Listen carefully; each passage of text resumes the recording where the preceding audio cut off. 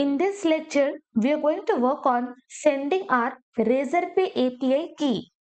Okay, why we are working on this function? Because from front end, if the user is doing the payment, user needs this Razorpay API key. So from backend, we are going to send the key and accordingly, we will be doing payment verification. So below this, I'm just going to create the function. I will write send API key.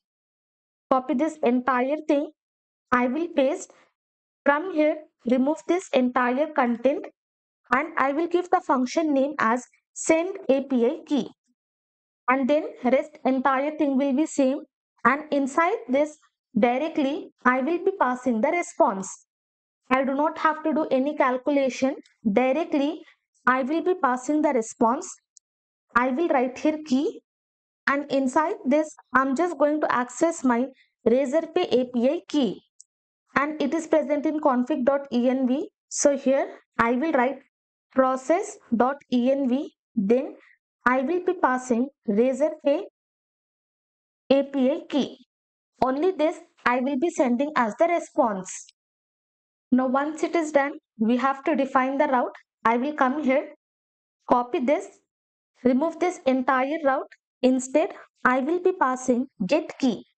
And here I am getting, instead of post request, I will be passing get.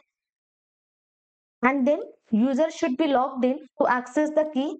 And finally, I will be passing this function name send API key. Hit enter.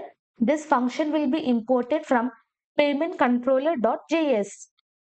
Now once this is done, open Postman, copy, and inside this new tab, I will be pasting request will be get, and inside this I will be passing get key.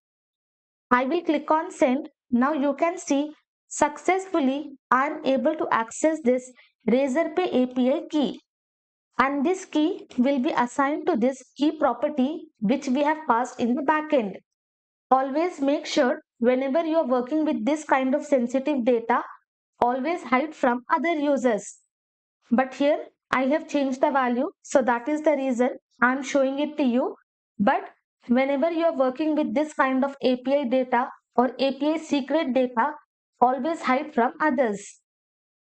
Then I will click on save, and inside this payment itself, I will write get API key and then click on save.